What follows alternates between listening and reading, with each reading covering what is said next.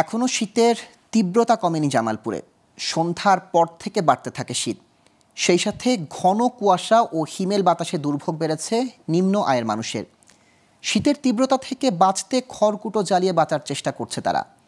এদিকে তীব্র শীতে ঠান্ডাজনিত বিভিন্ন রোগে আক্রান্ত হচ্ছে শিশু ও বৃদ্ধরা। এতে হাসপাতালে বাড়ছে রোগীদের ভিড়। তাই শিশুদের বিশেষ যত্ন নেওয়ার পরামর্শ চিকিৎসকদের।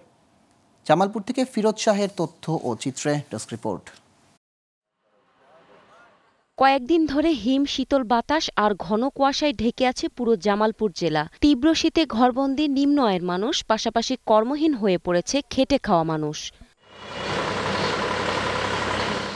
ঘন কুয়াশা আর উত্তরের ঠান্ডা বাতাসে মানুষের পাশাপাশি কাঁপছে পশু পাখিও। শীত মোকাবেলায় গরম পোশাক না থাকায় প্রায় নির্ঘুম রাত কাটছে নিম্ন আয়ের মানুষের। তাই কাঠ খড়ের আগুনই তাদের ভরসা। কুয়াশার জন্য আমরা বাসার থেকে বাইরে হতে পাইতাছি না, দোকানপাট খুলতে পারতেছি না, বাইরে বেড়া পাইতাছি না।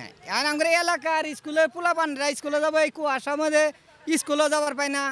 আমরা বাইরে বেড়া কোনো কাম করা পাই না। গাড়ি নিয়ে বাড়ামো যাইতে পারতেছি না, এত কুয়াশা এত শীত। আমাদের এলাকার মধ্যে প্রচুর পরিমাণ শীত। রাস্তার মধ্যে পরিস্থিতি খুবই খারাপ, কিচ্ছু দেখা যায় না।